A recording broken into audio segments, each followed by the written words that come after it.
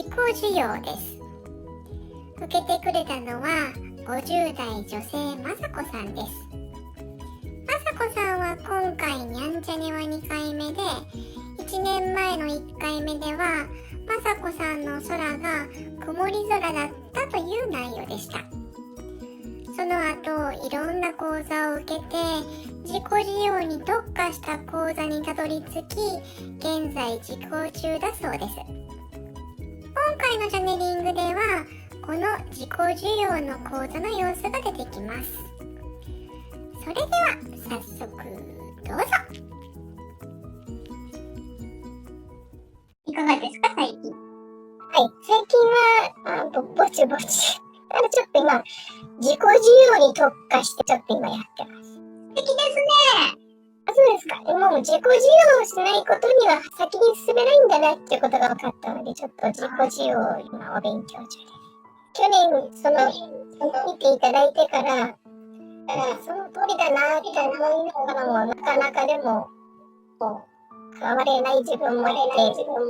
このまま死ぬのも嫌だし。いやでも素晴らしいです。それを見つけたっていうのはね、ちゃんと自分がまさこさんが前向きにやろうと思ってた結果だと思うので、今度こそ。素敵です。いやもう今日は何をお聞きになられますか？今の私に必要な言葉をもう本当にこう聞きたいなっていうそんな感じです。はい、わかりました。よろしくお願いします。お願いします。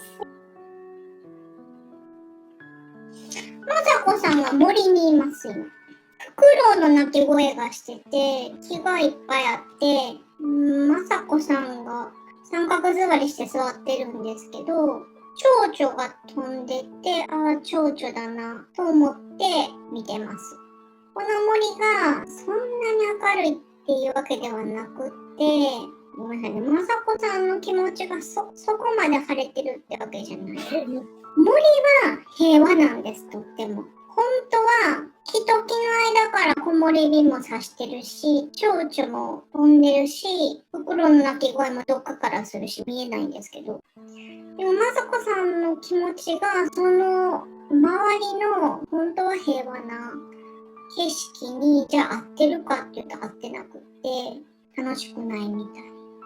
なんか重い感じですかね。心の中が重いって感じかな。なんかちょっとその対比があります。自分が楽しいと思えないって。で、それを楽しんでる人も地球上にはいる。それも分かってる。この森のこの環境が心地よく思えないっていうのは自分の心のせいだっていうのは分かってる。で、周りの人たちは、蝶々飛んでるとか、風が気持ちいいなとか、それはその人が自分の中を見つめた結果、そうなった人。そうなってる人もいるのに、私はできてないって。その差が、なんでできないのかなって。私だって一生懸命やってるし、あの人と私は何が違うのかなって。私もちゃんと自分の内面見ようとしてるし、あの手この手でやろうとしてるのに、まだこの心が晴れないって。人と比較して、なんでかなって。人が羨ましいとか恨めしいとかじゃなくって、あの人ができてんのに、なんでできないのかな、私はって。私だってやる気あるのに、みたいな感じ。で、ちょっといじけてて、今三角座りで座ってるんですけど、右側の芝生みたいなところをこう手で触ってます。この手で触る芝生みたいな草の感触やっぱ気持ちいい。ちょっと湿ってて、ここの部分は気持ちいい。だから、この環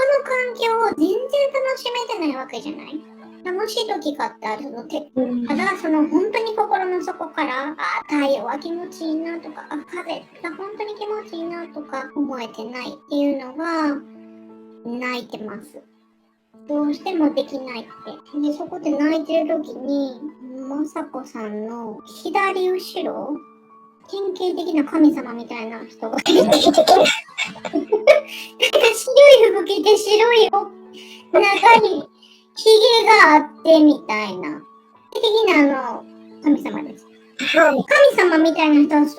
なんていうかな、すっごい優しい顔で笑ってて、うん。どんな人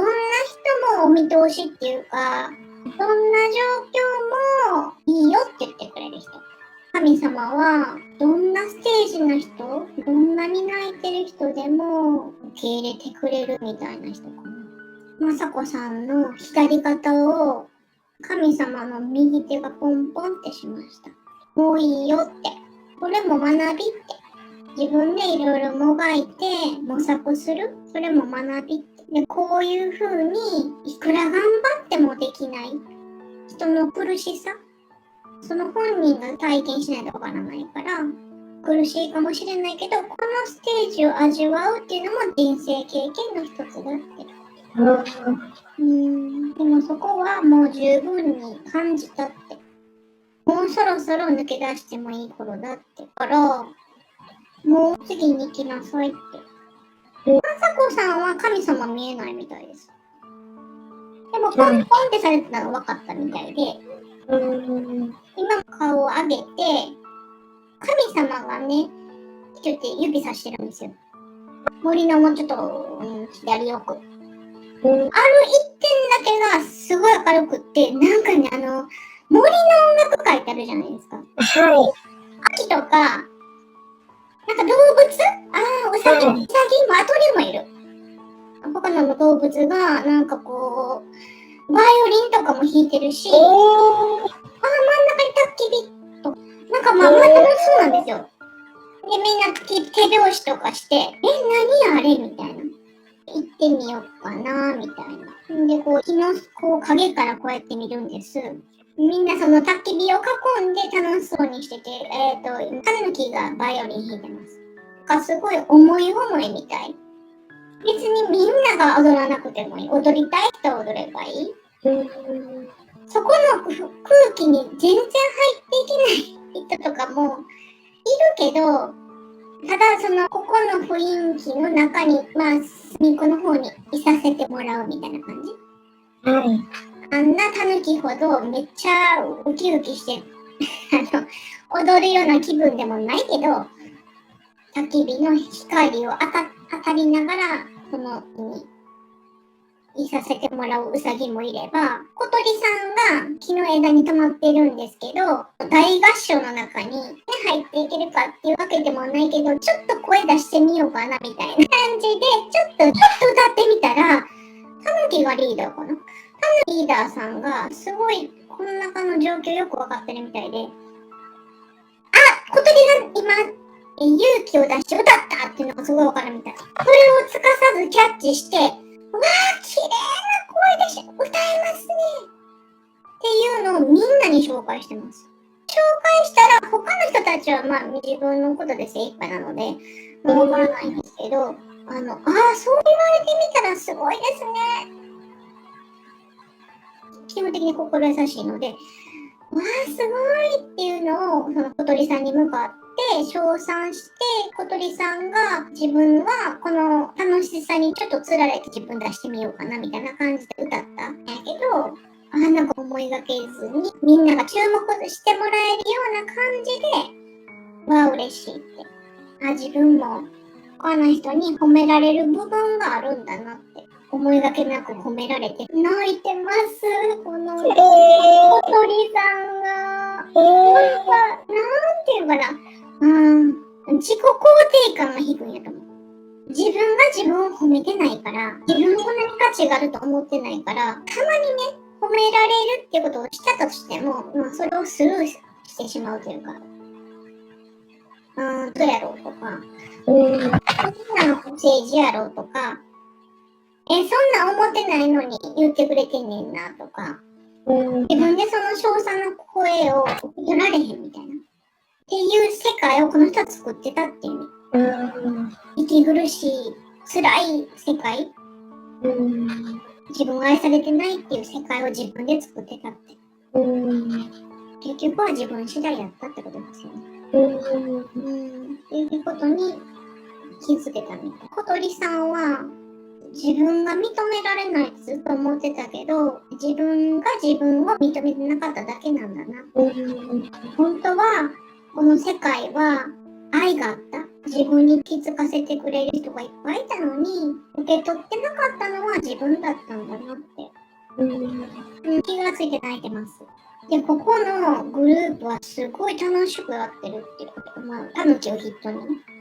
さんは自分は自分でいいんだよっていうのを身をもってる。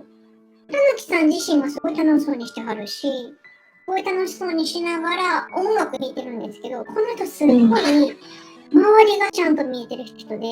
この人はこういう状態にいるんやなとか、すごいちゃんと分かってる人。こんな状態の人でも、授業してるし、踊れないうさぎさん、この雰囲気の中、真ん中の焚き火の火が当たってるだけで私はみたいな感じで思ってるステージの人でもいいし、手拍子しながら結構大きな歌えるうさぎさんもいるんですけど、その人もいいし、どんな状態の人もいい。でもどんな状態でもっていうわけじゃないんですよね、きっと。ここの場所に来た時点でもう一個抜けてるんですよね、多分。場所にたどり着いた人、どんな状態も受け入れてくれる。で、たぬきさんがすっごいちゃんと見てくれてる。それが魅力的みたいな感じかな、まさこさんにとって。この人は、中の状態の人もちゃんと寄り添ってもらえる。そこが違う。丁寧なんですね、ここが。これは手法を教えて、はい、やってみて、ここすごい丁寧なんやと思う。例えば、うさぎさんは今日に当たってグループの端っこの方でこの空気を味わうにいらっしゃるんですけど、やっぱり心開けるまでに時間かかる人だっているし、ちょっと歌ってみようかなまでは程遠いんですけど、このうさぎさんにとってなんでいいかっていうと、そんな自分でもここにいていいんだなって思えてるところ。で、それをたぬきさんは歌いながらすっごいちゃんと分かってて、焚き火の火が当たってて、この雰囲気の中に入れてもらってて、自分はここにいてもいいんだなっていうのも授業の一つ。その段階。すごい手前やけども、それでも自己授業を感じてるわけやから、この人は。それでもいいって。その段階の人なんだなって。もう自分の場所を本当にちっちゃいとこやけど見つけたっていうところで、この人にとってはすごい一歩やったっていうのが、たぬきさんにわかるみたいです。この人が多分大きいんやと思う。いろんな人を受容してるグループみたいです。で、そこをすっごいいいなって思ってるまさこさんは木の陰から見てて、その焚き火の火がすっごいあったかそう。優しさかな、これは。日々の光が、何だかな、神様の愛みたいな感じかな。でもこの場を作ってるのがたぬきさんみたいな感じ。自然とまさこさんが心を開いたみたいな感じかな。一個講座を増やすためにそれができひんかったら余計に自分が自己嫌悪に落ちてしまって、自分がまだできひん。自分が悪いんかな。自分に力がないんかなって思っちゃうけど、ここやったらできない自分でさえもしょうがないやんって受け入れられそうな気がする。今まではできるためにやってて、できる自分になりたくてやってたけど、ここのグループだったらそのできない自分でさえも受け入れてくれるような雰囲気というか愛があるのかなって。で、自然に心を開いて足がそっちに向かっていって、まさこさんに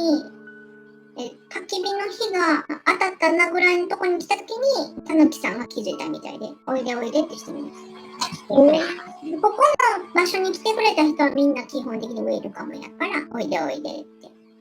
そこは空いてるとこ座りなって言って。で、そこでまさこさんが今焚き火の火に当たって泣いてます。丸太が横に倒れてる椅子みたいなとこに座ってて、ここに来てできない自分も認めてもらえるんだな、ここではって思ってるみたい。できない自分を否定してたのは自分なんだなって。できる自分になりたかった。この世界が光に溢れてるって言うじゃないですか、スピリチュアル系の人って。そういう風に自分もなりたかった。だからいろんな講座を受けて、みんなみたいに意識改革でできて、この世界って光に溢れてるって。あ、光をみんなに分けてあげるわみたいな感じでセッションしてる人っているから、まあ、そんな風になりたかった。でもいくらやってもできなかった。でも、そのできない自分でもできないっていう中でも、なんとかもがいてた。っていう自分も全部許してあげれる。っていうのが本当は自分は必要やってんなって。いろんな過程がある。その過程は別に悪ではなくって、その前みたいな講座を受けてて、あ、キラキラしてるって言ってる状態だけが素晴らしいわけじゃない。どんな状態の人も、そこのステージが必要やし、やっぱりいろんな症状の人がいるから、できない自分も認めてあげれるっていう、その視点を変えたってことかな、ここに来たって。本当の意味で自分を愛すっていうことの。キラキラしてる自分だけじゃなくって、どんな家庭もちゃんと許してあげるっていうのが自分には必要やったんやなって。ここのグループの人はいろんな段階の人がいるけど、それに、気づこうとしてる人やし、みんなすんなりできるわけじゃないんですけど、ちょっとずつそのペースでそれをやろうとしてる人。みんな苦しさを知ってるから、その一歩をちゃんと分かってくれる人、この人たちは。だから小鳥さんが勇気出して声出して歌ったちっちゃな声やったけどね、ちょっと歌おうと思った一歩っていうのはみんなすごいって分かってるわけやから、この人たちは。すごいねって。すごい綺麗な声ですねっていうのをちゃんとみんな褒めてあげれてる。お互い褒めてるのをたぬきさんが優しそうに見守ってます。いいグループですね。で、まさこさんがその焚き火の火を浴びながら、すんなりできない自分もいいんだなって受け入れたところが一番大きいですよね。だってキラキラしないといけないと思ってたし、キラキラできない自分がしんどかったわけですから、そのできない自分も受容する、認める。その中でも頑張ってるわけやし、いろんなステージの人がいる。その中で自分もそのうちの一人やし、すんなりできなくたって、その人のペースがあるし、症状ってそれぞれ違うわけやし、人間力も違うし、それでいいんだなって、自分のペースでやっていけばいいやんって、ここの人たちはね、こんな傷抱えながら種類はみんな違うけど、でも結局は基本的に一緒。そこの傷から自分がどう上がっていくかっていうか、それは前みたいにキラキラする自分になるってわけじゃなくて、自分の弱さも、自分のスピードも、自分の頑張りもちゃんと認めるっていうところに目が向いたってことかな。ペースでいいんだなって思いながらも、やっぱちょっと焦ってる気持ちがあって、どっかにはあるかもしれへん。でもそれもいいやんって、すんなり思えなくったって、そこに気づけたわけやから、それでいいやんって。で、ここの人、だからみんな頑張ってんねんね。みんな頑張ってる。そんなちょっと気づいたぐらいで全部それで思えるわけじゃないけども、そうやってみんなの姿を見ながら、あ、こんな問題でみんな苦しんでんねんなって。で、基本的に一緒。根本の問題は一緒。自分は自分の世界を作ってたって。自分の心一つで本当は変えれる。でもそれがなかなかできない。その鍵となるところが自己需要だったんだな。自分が人を見て思うじゃないですか。あんなうさぎさんがあってもいいなとか、ちょっと歌い始めた小鳥さんがあってもいいなとか、ちょっと進んでるタヌキの横にいる違うタヌキがいるんですけど、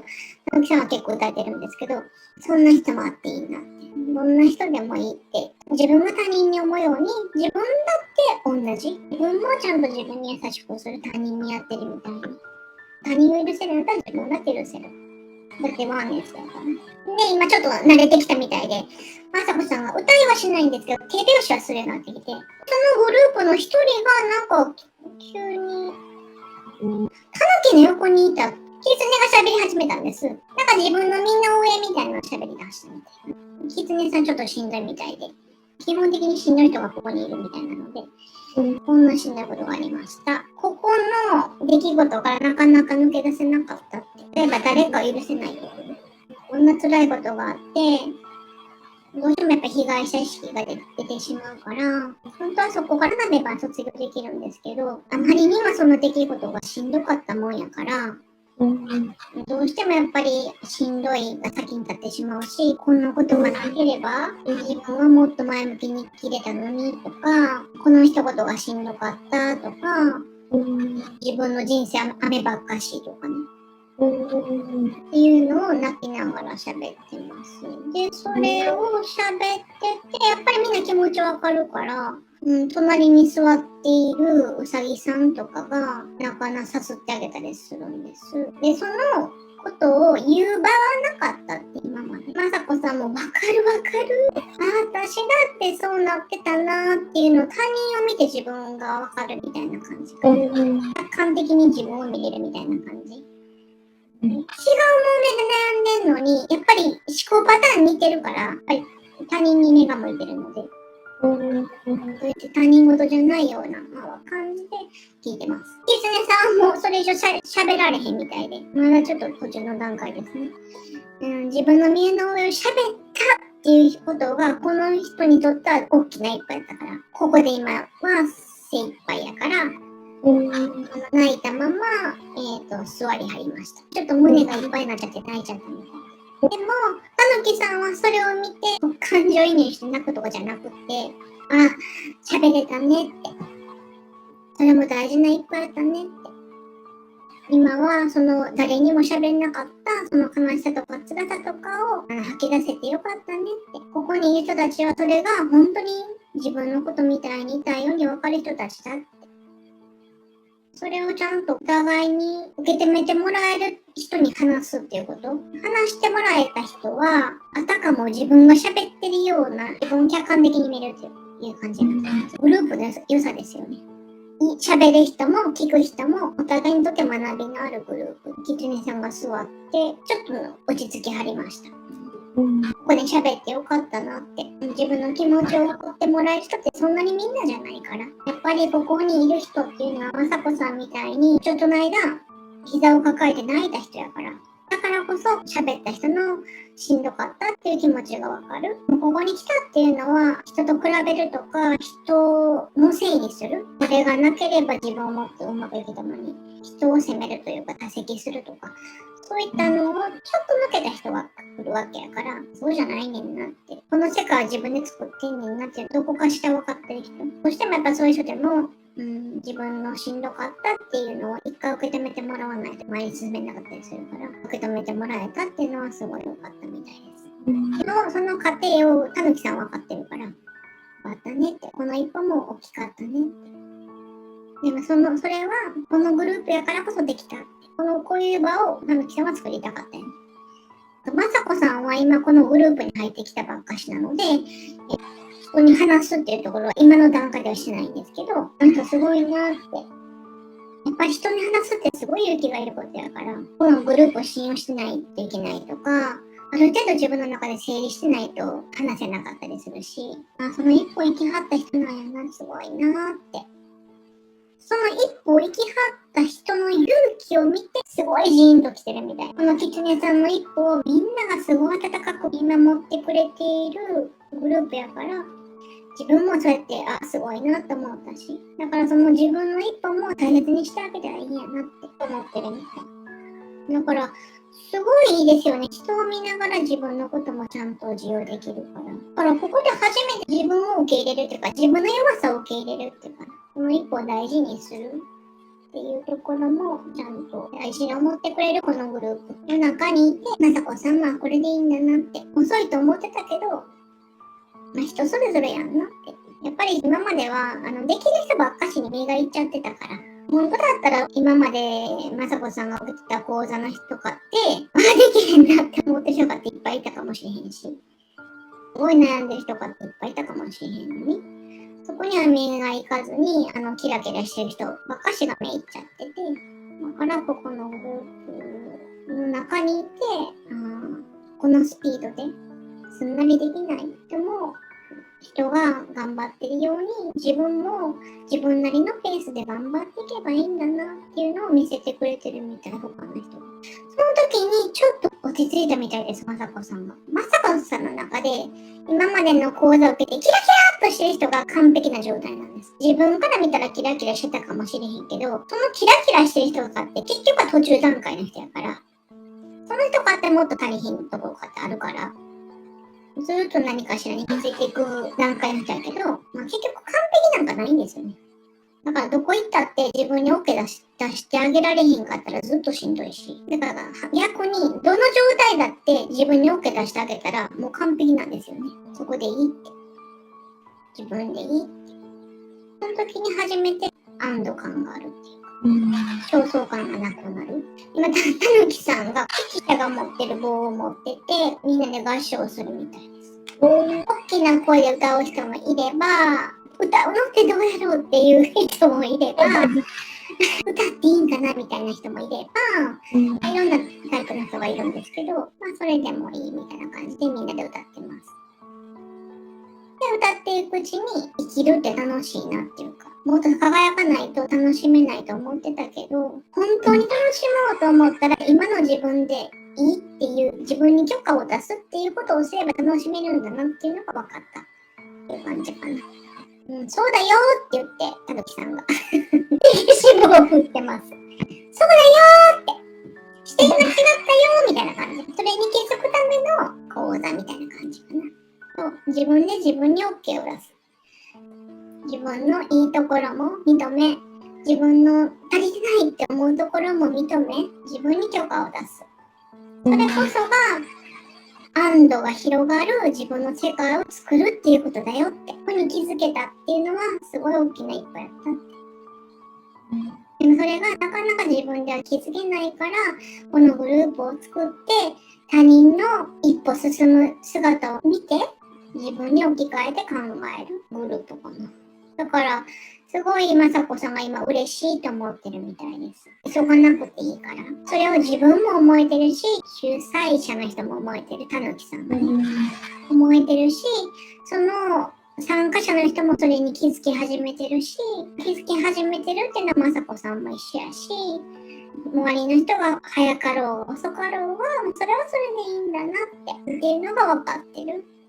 それが自分で自分に OK を出す。自分でいいと思えている状態、こういうことなんだなって。今までの焦燥感がなくなってきて、なんかこの空気を楽しめてるみたいです。今日が落ちてきて暗くなって、日々の光が真ん中にあって、その光だけでわーっと周りが照らされてて、その光をみんなが浴びて輪になって、思い思いのところに座ってるんですよ。自分の居場所をたぬきさんも作ってくれるし、ここの参加者さんもその雰囲気を作ってくれる一人なわけやし、そして何よりも自分が自分でいいんだと思い始めた自分、みんな受容してくれる、私のことを、自分も含め。この場がすごいあったかいってやっと思えたみたい。結局は自分の心一つなんですけどね。でもこういう場を作ってくれたからこそ自分が自分を受容できたっていう感じ。今フクロウさんが泣いてるんですけど、よかったなーって、嬉しいなーって、自分の居場所を見つけられた、自分の居場所は自分で作るっていうのをここの人たちが教えてくれたっていう。実際にこの場所には自分の座るところがあるし、自分の弱さも認められるようになったし、嬉しいなみたいな感じで、この雰囲気がすごい嬉しいみたい。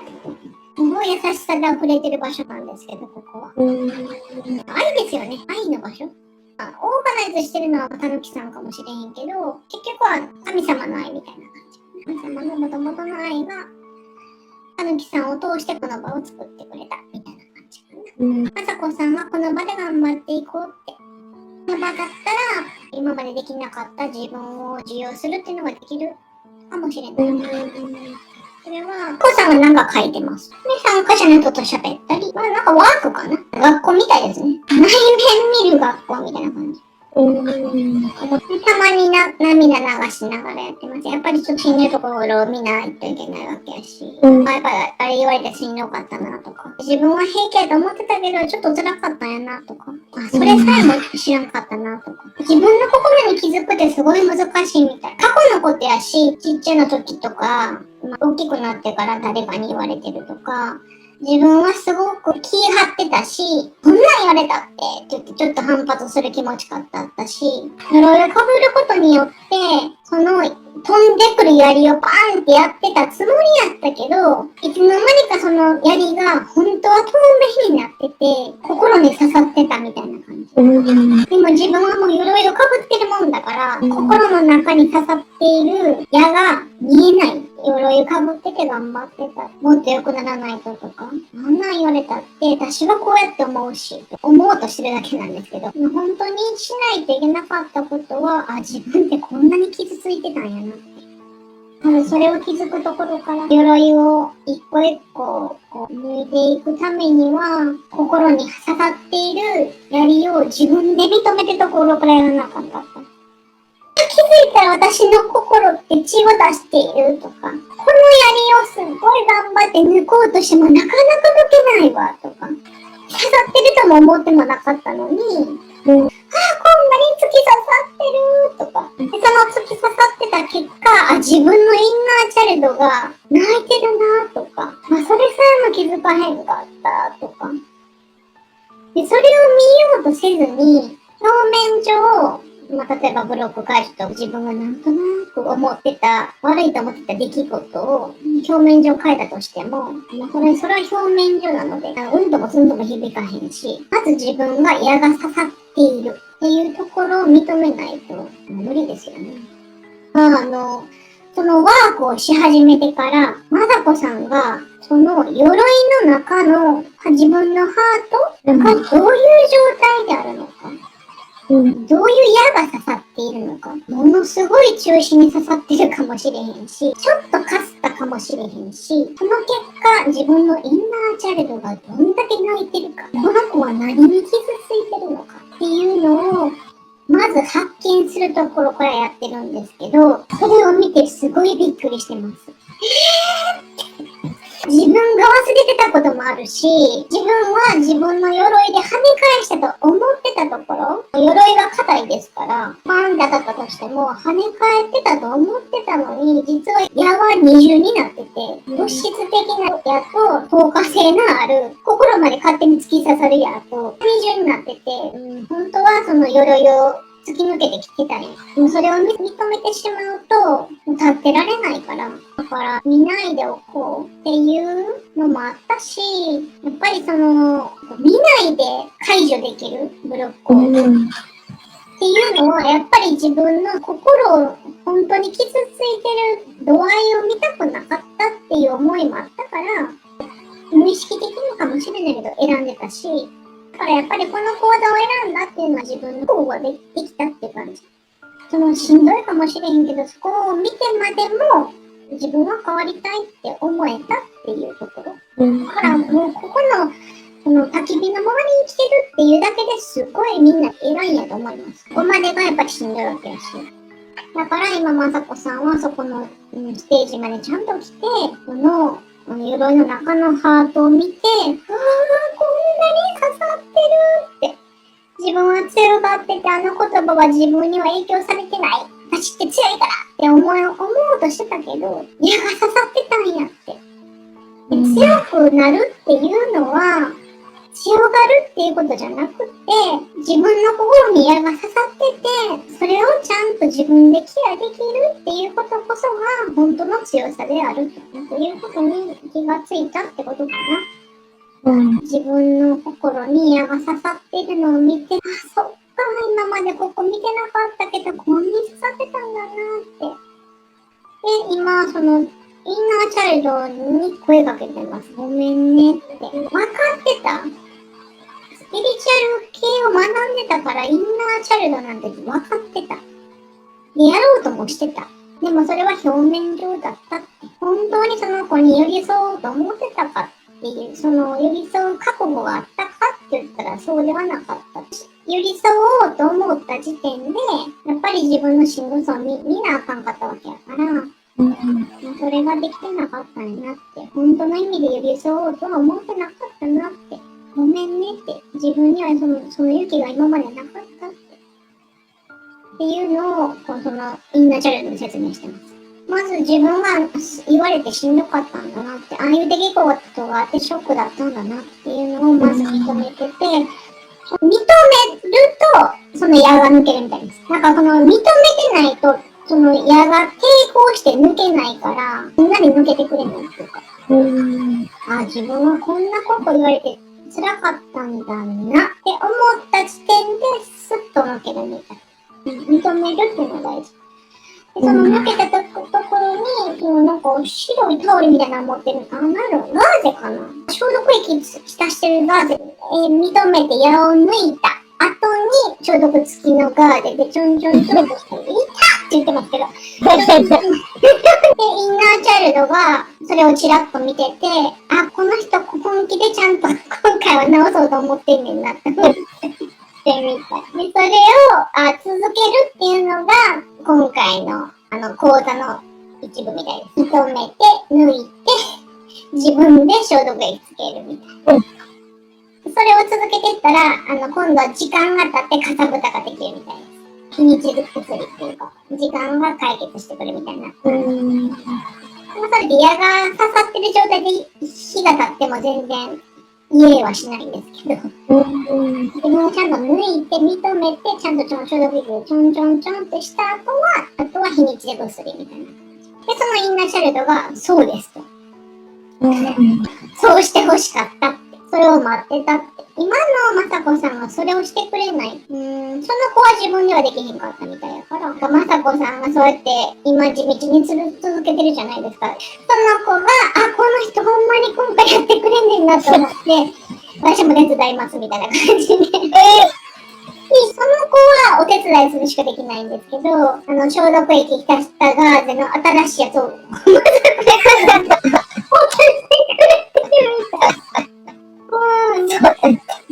使ったのをゴミ箱でバーンって捨てて新しい消毒液つけたやつ、はいどうぞって言って、やってくれてるみたい。共同作業ですね、これ。そうやって自分の心の傷を本当の意味で癒していくって感じかな。納得してない時に手抜くとしたらやっぱちょっと痛いし、矢がずっと刺さったままになってるよりは、この作業をした後にかさぶたになって、そのかさぶたが取れたら綺麗な魂になるわけやから、それはやっぱり必要。で、横にたぬきさんがいらっしゃって、もうすごいよって、ここまで来たのはあなたの力やしねって。みんなチャイルドに気がつけたしって。そうそう、それでいいっていうのを背中さすりながら言ってくれてる。で、それを聞きながら、まさこさんが泣きながらやってるんです。それが一通り終わったら、今度お茶飲んでます、みんなで。今までの作業やってみて、どうやったかなっていうのを、ほっとした状態で喋ってるみたい。で、やっぱりこの作業って心がちょっと疲れちゃうっていうか、放心状態になってはいるんですけど、なんかいい病院って手術した後にお茶とクッキー出てくるみたいなとこあるじゃないですか。こんな感じかな。その同じような体験をした人たちと一緒にお茶を飲むみたいな。その時に食べたクッキーがすっごい美味しいなみたいな。自分の体の傷に染み渡るわみたいな。そのクッキーも愛でできてるし、その場を作ってくれたことこそが愛やし、矢を抜こうと思ったのも自分に対する愛やし。で、まさこさんがクッキー美味しいなと思って泣きながら食べてるけど、まあ今しんどいから泣いてるわけじゃないんですけど、やっと楽しく思えてきたというか、なんか前、森にいて膝抱えてた時は、やっぱ心が暗かったから、どんだけ気持ちいい風が吹いてても、どんだけ太陽がさんさんと出ててもそれは気持ちいいなと思えなかったけど、今ね、矢を抜くという作業が終わって、まさこさんはね、このクッキーすっごい美味しいと思ってるんです。しかもね、まさこさんは今余裕が出てきてるから、このクッキーを心を込めて焼いてくれた人がいるなとか、クッキーをね、お茶と一緒に出してくれた人がいるわけじゃないですか。それって本当に機械的に出してくれたわけじゃなくって、どんな気持ちでここに来て、どんな気持ちで矢を抜いて、今本当に半分放心状態な感じで、ここにたどり着いた。それに対しての心を込めて入れてくれたお茶なんですよね。しかもそれをちゃんと分かって、まさこさんがそれをありがたく食べれてる。今までこうやってやってくれてた人が本当はいたはず。でもその愛をちゃんと自分で感じようと思ったら、自分の心の状態がこうでないと受け取れてなかったって。三角座りしてた自分じゃない。このクッキー美味しいと思える？愛を分けてくれる人がいる。自分にも愛を与えてくれる人がいる。そしてそれを受け取れる自分がいる。なぜそれができるかっていうと、どんな自分でもいいんだって自分が思えている。だからこそこのクッキーが美味しいって思える。だからすっごい嬉しい。よかったですね。だからこれこそがまさこさんがたどり着きたかった世界。他人の愛に気づける。この世界の素晴らしさに気づける。それを感じられる。それをしようと思ったら、本当はしたくなかった自分の傷を見るっていうことが大事ですね。自分で癒すと。人から見たら、今ただお茶飲んでクッキー食べてるだけなんですよ。でも、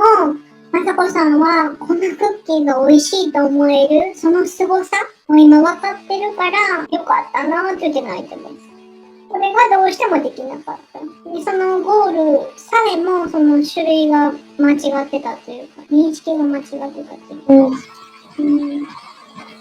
これこそが本当に求めていた世界。クッキーが美味しいって思える。空気が美味しいって思える。雨が降ってたって濡れて前は嫌だなと思ってたかもしれないけど、雨の湿気に帯びた空気だって本当は気持ちいい。そういったのが一つ一つ自分の感覚で感じられる。幸せやな、生きてて嬉しいなとか思える。そうやって思えるこそが幸せ。でも何がゴールかも分かれへんかったし、どうやってそこに行けるかも分かれへんかったし、それが完璧な自分でいるということがそうであると思ってたって。でもそうじゃなかった。自分でもあっていいって。思えることこそが幸せやった。だからこの道で合ってるんだなって。新しい幸せっていうか、本当の幸せの道にちゃんと自分が乗ってるなっていう手応えを今感じてる。でもすごい不思議ですよね。なんか、幸せって、お茶飲むだけで幸せって思えるのが本当の幸せっていうか、幸せってもっときらびやかなものかなって思うじゃないですか。例えばスピリチュアル系の人がすごい講座とかしてすごい喜びに溢れてお客さんいっぱい来て儲かってるとかね。すごいなんかいつもニコニコして笑ってるとか。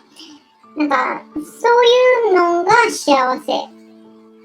わかりやすい幸せ。まあそれはそれで幸せなんでしょうけど。じゃなくて、この紅茶が本当に美味しいなって。このクッキーが本当に美味しいなって思える。本当にこの他人から見たら、お茶飲んでるだけやみたいな感じやけど、この幸せ、この凄さが分かることこそが幸せ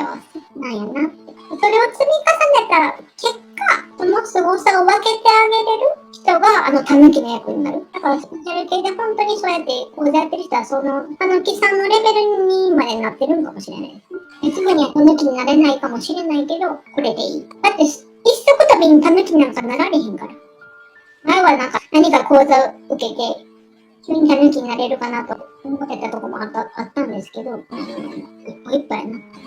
それでもいいって。これが私のペースなんだからって。その時に初めて世界が綺麗に見えたみたい。だから結局はね、何回も言いますけど、世界って自分で作るんですよね。今、夜なんですけど、夜空が見えてて、今、あさこさんが上を見たんです。雲がなくって、血がいっぱいあって、自分は自分で曇り空にしてた。でも本当はその、この曇りを追っ払ったら、夜空って宇宙じゃないですか。宇宙にちゃんと包まれてたけど、どんな人も。宇宙がちゃんとみんなを包んでたって。それを自分のイマジネーションで晴れにもできるし、曇りにもできるし、雨にもできる。どんな人も本当は宇宙で包まれてて、どんな人も本当は受容されてたっていう、ただ、兄貴さんが教えてくれるだけみたいな。だから本当は自分を愛されてたんだなって。この本当に大きな愛の中で自分はいろんな世界を自分で作ってて、宿泊やってたなって。お茶を飲みながら夜空を見て、ああ、そうやったんかって。そんな大きな視点では見れてなかったなって。自己需要は自己需要なんですけど、それ以前に、本当はもう受容されてるんですよね。っていうか、神様っていうか。ちょっとうまく説明できないんですけど、本当は受容されてるんですよ。なんだなって今、夜空見て思ってます。合格必要もなかったっていうか、それに気づけばよかったってことかな。だからすごい今、まさこさんが安心してて、自分って愛されてるんだな。本当の意味で自分って愛されてるんだなって思うと思えば、その前に自分が自分をこう認めないといけなかったなって。ここを経て、やっと、うちはいつでも自分のことを受け入れてくれてたんだな。に気づく過程。それこそが私たちがここに生まれてきた理由。この世界は愛で溢れて、愛でできてる。その過程を自分で気づくことこそが学びであり、自分の力で気づくことこそが大事。今はまさこさんは自分で思うと、どこの辺にいらっしゃるんですか？スタートラインでしょうか。今、一個一個抜いて、その治療中なとこですかね。治療中のとこですね。はい。素敵な家庭にいらっしゃるなと思いました。よかった。はい。というようなチャネリングでした。いろいろ経験した後、この講座にたどり着いたまさこさんが本当に素敵やなぁと思ったわ。まさこさんは今、ハートに刺さった矢を抜いている作業中ということで、こうやって自分の心に向き合える人をにゃんこは心から尊敬します。にゃんこはもうお腹いっぱいやのに、まだ食べてしまう自分の心と向き合いたいと思います。今日もありがとうございました。